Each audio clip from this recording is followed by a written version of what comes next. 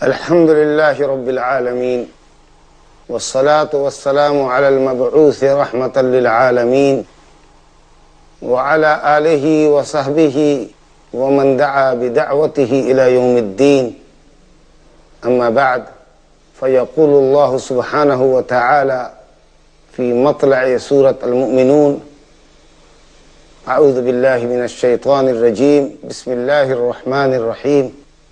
قد أفلح المؤمنون الذين هم في صلاتهم خاشعون والذين هم عن اللغو معرضون والذين هم للزكاة فاعلون والذين هم لفروجهم حافظون إلا على أزواجهم أو ما ملكت أيمانهم فإنهم غير ملومين فمن ابتغى وراء ذلك فأولئك هم العادون والذين هم لأماناتهم وعهدهم راعون والذين هم على صلواتهم يحافظون أولئك هم الوارثون الذين يرثون الفردوس هم فيها خالدون. ان آیات مبارکہ میں جو سورہ مومنون کی 1 تا 11 آیتیں ابھی تلاوت کی گئی ہیں، اللہ سبحانہ و تعالی نے مومنین کی صفات اور ان صفات کے حاملین مومنین کی جزا جو جنت الفردوس کی شکل میں انہیں حاصل ہوگی بیان فرمائی ہے۔ ان آیات میں مذکورہ صفات کی اہمیت کے تعلق سے امام احمد رحمہ اللہ نے اپنی سند سے نبی کریم صلی اللہ علیہ وسلم کا فرمان نقل کیا ہے۔ آپ نے فرمایا، مجھ پر 10 آیتیں اتاری گئی ہیں، جو شخص ان آیتوں میں مذکورہ صفات کا حامل ہوگا، جو شخص ان آیتوں کے تقاضے پورے کرے گا، وہ جنت میں داخل ہوگا۔ امام نسائی نے اپنی سند سے ام المومنین حضرت عائشہ صدیقہ رضی اللہ عنہا سے روایت کی ہے۔ ان سے نبی کریم صلی اللہ علیہ وسلم کے اخلاق کریمانہ کی بابت دریافت کیا گیا تو ام المومنین نے فرمایا، کان خلقہ القرآن، آپ صلی اللہ علیہ وسلم کا اخلاق قرآن تھا، یعنی قرآن مجید میں جو اوصاف حمیدہ اللہ سبحانہ و تعالی نے بیان فرمائے ہیں وہ سب کے سب آپ کی ذات گرامی کے اندر مجتمع تھے۔ مذموم صفات سے آپ حد درجہ متنفر تھے، اللہ رب العالمین کے اوامر و نواہی کے ملتزم تھے، پابند تھے، اور پھر انہوں نے بطور خاص سائل کے سامنے سورہ المومنون کی ابتدائی آیات 1 تا 9 والذین هم علی صلواتهم یحافظون تک تلاوت کی، یہ بتلانے کے لیے کہ ان آیات میں مذکورہ صفات کے نبی صلی اللہ علیہ وسلم حامل تھے، اور یہ صفات آپ میں بدرجہ اتم و اکمل موجود تھی۔ اللہ سبحانہ و تعالی ارشاد فرماتا ہے، قد افلح المؤمنون، بلا شبہ مومنین کامیاب ہو گئے۔ گویا کامیابی جو اصل میں آخرت کی کامیابی ہے، جہنم سے نجات اور جنت کا داخلہ جو اصل کامیابی ہے، اس کی اصل مستحق اہل ایمان ہے۔ اور پھر الحمدللہ اللہ سبحانہ و تعالی اہل ایمان کو ایمان کی برکت سے، اعمال صالحہ کی برکت سے دنیا میں بھی اچھی زندگی اور آرام و عیش کی زندگی میسر فرماتا ہے۔ دنیا اور آخرت کی کامیابی ایمان اور عمل صالح پر موقوف ہے۔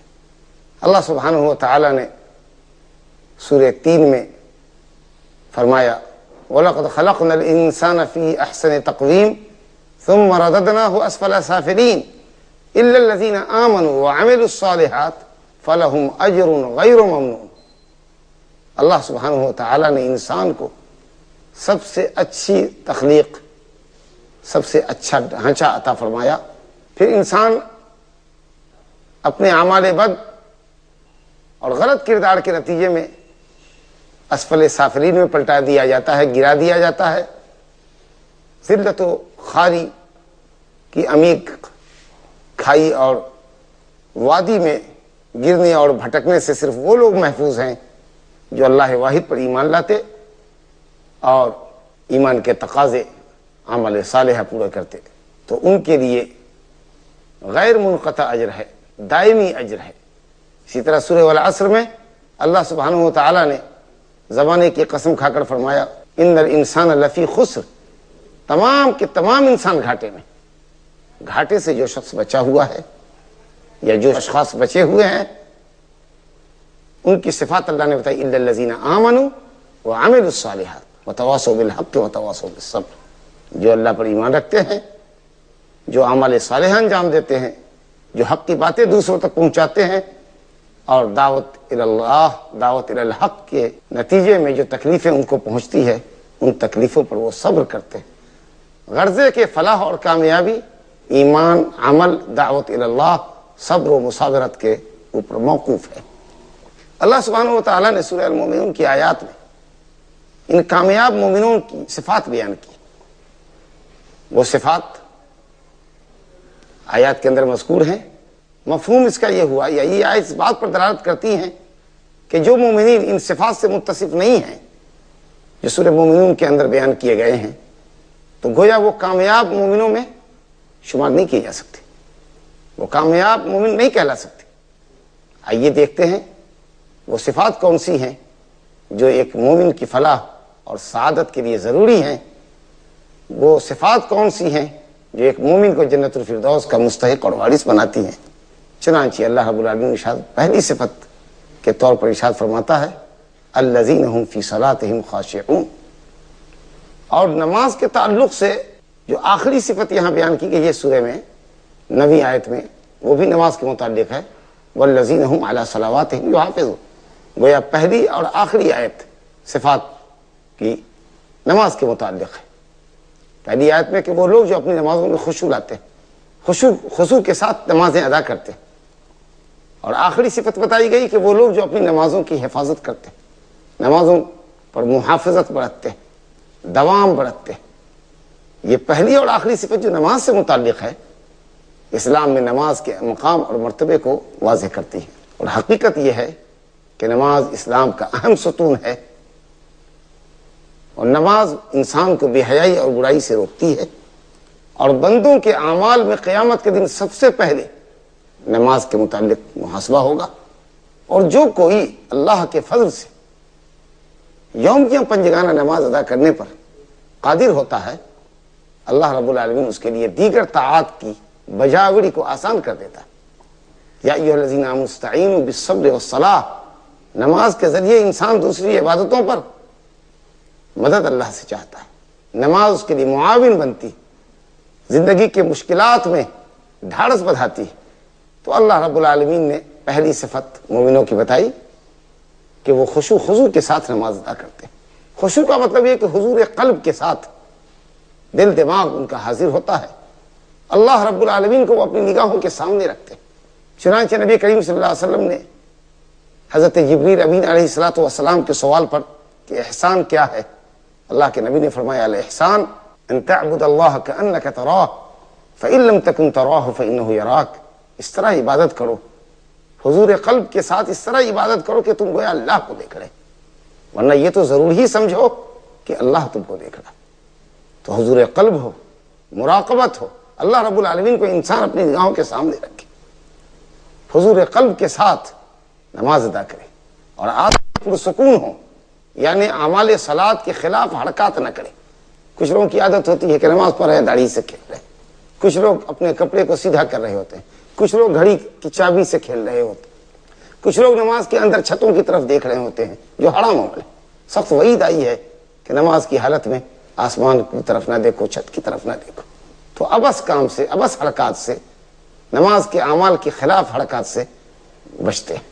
گویا دل کے سکون، دل کے خوف و خشیت حضور قلب کے ساتھ اور اعضاء کے سکون کے ساتھ، اطمینان کے ساتھ نماز ادا کرتے ہیں۔ دوسری صفت رب العالمین نے بیان فرمائی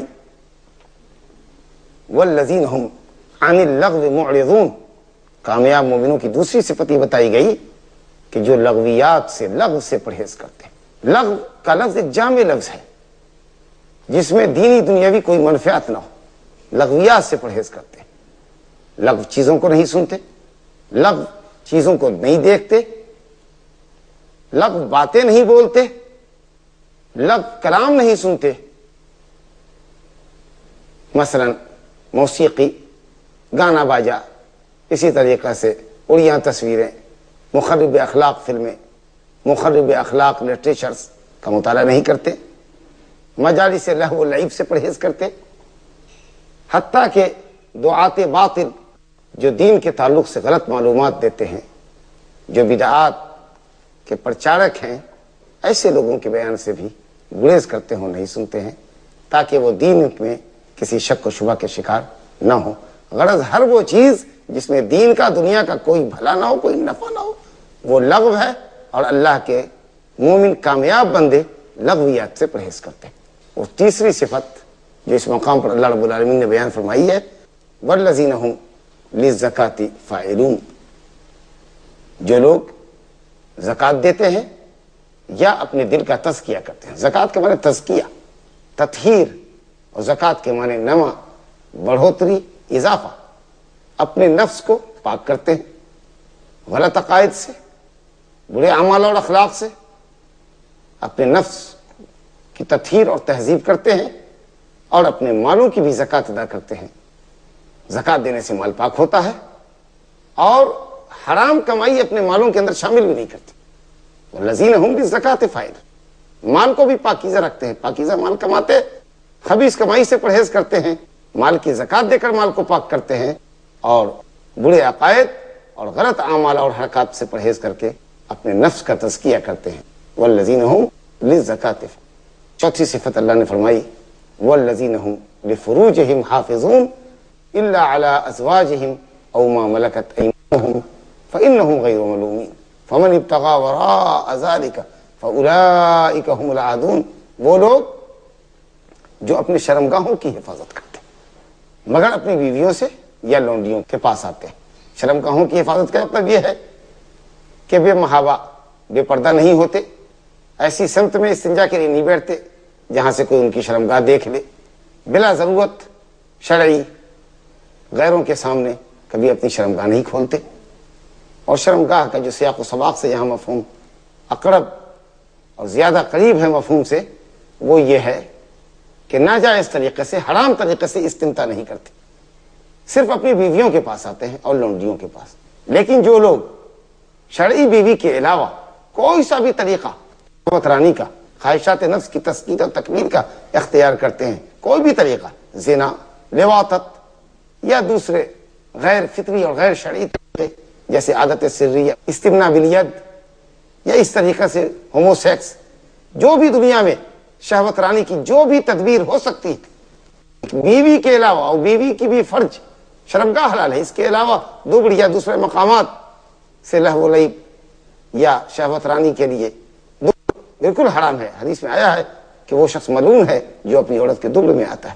تو صرف اللہ رب العالمین نے موضع حرص، جہاں سے اولاد پیدا ہوتی ہے، اس راستے کو، فرج کو اللہ نے مردوں کے لیے حلال کیا ہے۔ تو جو لوگ صرف اپنی بیوی کے پاس خواہشات نفس کی تسکین کے لیے، تکمیل کے لیے آتے ہیں، وہ لائق مبارکباد ہیں، وہ غیر ملومین ہیں، ان پر کسی طرح کی کوئی ملامت نہیں۔ لیکن جو اس کے علاوہ کوئی بھی طریقہ، غیر شرعی طریقہ اختیار کرتے ہیں، تو اللہ نے فرمایا فَأُولَٰئِکَ هُمُ الْعَادُونَ، وہ لوگ حد کو پار کرتے ہیں، تجاوز حد کرتے ہیں، اسلام کی مقررہ حدوں کو چھلانگ لگاتے ہیں۔ گویا وہ ملامت کے لائق بھی ہیں، اسلام کی حدوں کو پائمال کرنے والے لوگ ہیں، ظالم لوگ ہیں۔ اس آیت سے بیوی کے علاوہ دوسرے کسی بھی طریقے کو، شہوت رانی کے کسی دوسرے طریقے کو علماء نے حرام کیا ہے، اور اس کے لیے یہ آیت بطور استدلال پیش کی ہے جو بالکل صحیح ہے۔ اور پھر اللہ رب العالمین آگے فرماتا ہے پانچویں اور چھٹی صفت کے طور پر، والذین هم لاماناتہم وعہدہم راعون، وہ لوگ جو اپنی امانتوں کی اور اپنے عہود، میثاق، وعدوں کا خاص لحاظ رکھتے ہیں۔ امانت کا لفظ بھی بڑا جامع لفظ ہے۔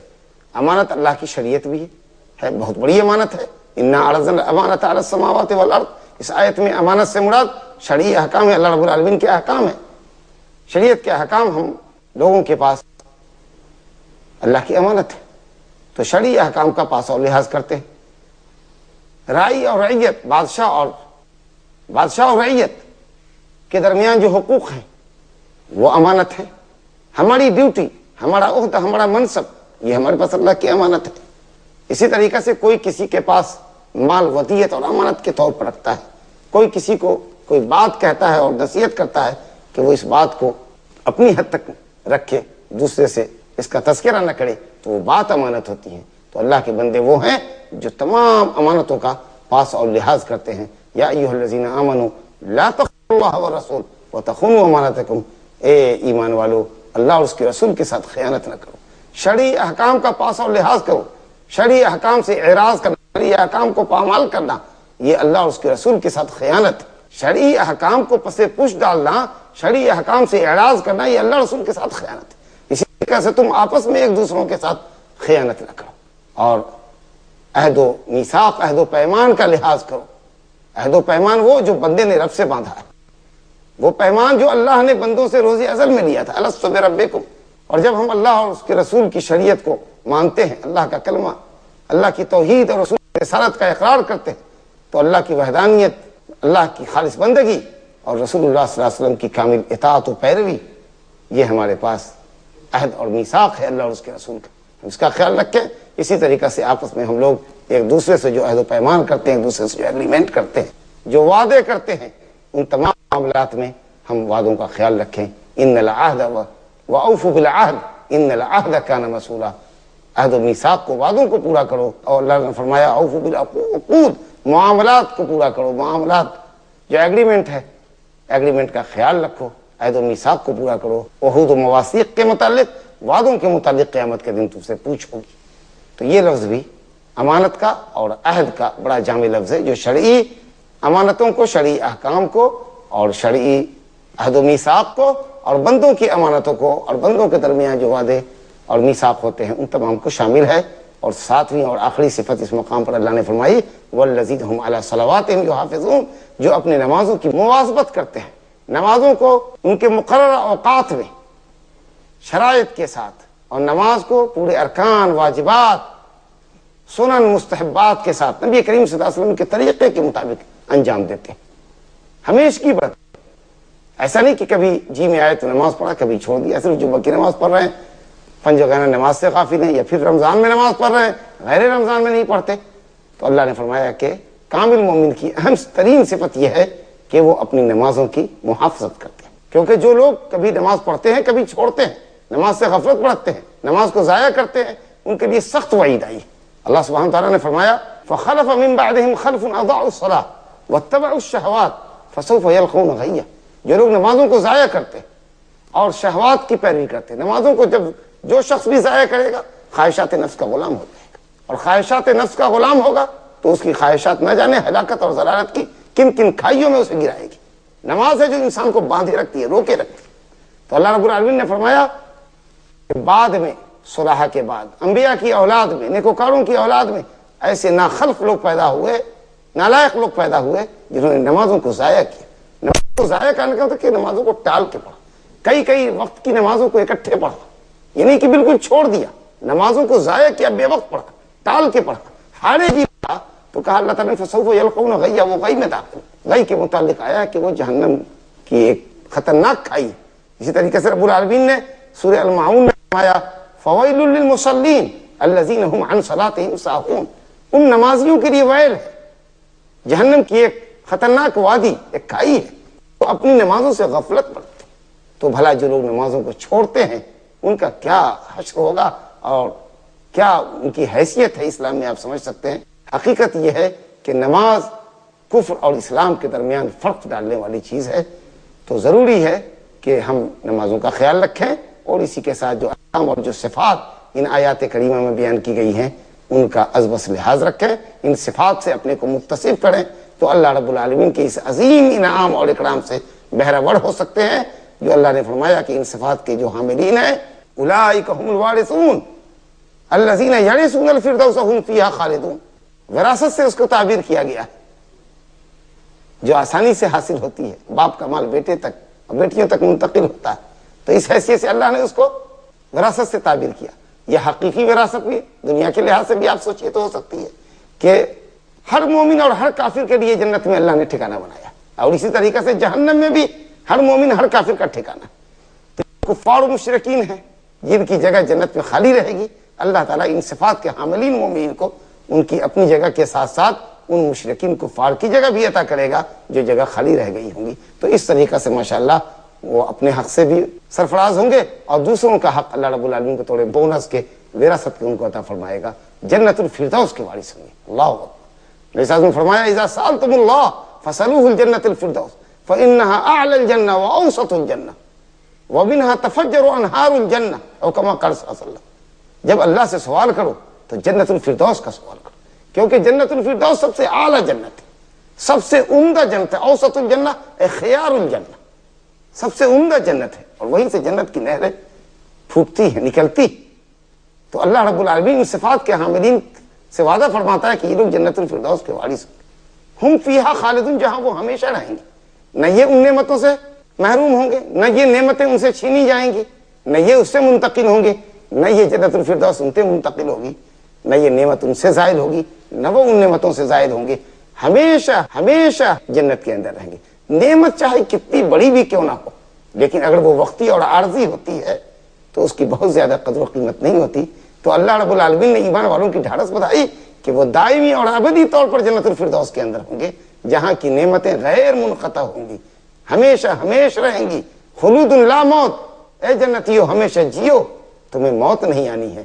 اللہ سبحانہ و تعالی احکم الحاکمین رب العالمین ذو الفضل العظیم سے دعا ہے کہ اللہ تعالی ہمیں کامل مومن بنائے، اور ایمان کی صفتوں سے اللہ رب العالمین ہمیں متصف فرمائے، خواہ وہ جو ان آیات کے اندر بیان کی گئی ہیں یا دوسری صفات جو دوسرے مقامات پر بیان کی گئی ہیں۔ تمام صفات کا خلاصہ یہ ہے کہ ہم ایمان اور عمل صالح کے زیور سے آراستہ اور پیراستہ ہوں۔ اللہ رب العالمین ہم پر رحم فرمائے اور ہمیں مومنانہ صفات سے متصف فرما کر اپنے فضل و کرم سے، اپنے انعام و اکرام سے اللہ رب العالمین محض اپنی رحمت کے صدقے میں ہمیں اور آپ سب کو جنت الفردوس کو حاصل کرنے کی توفیق عطا فرمائے۔ انہ تعالی رؤوف رحیم، وصلی اللہ وسلم وبارک علی عبدہ ورسولہ نبینا محمد وعلی آلہ وصحبہ اجمعین۔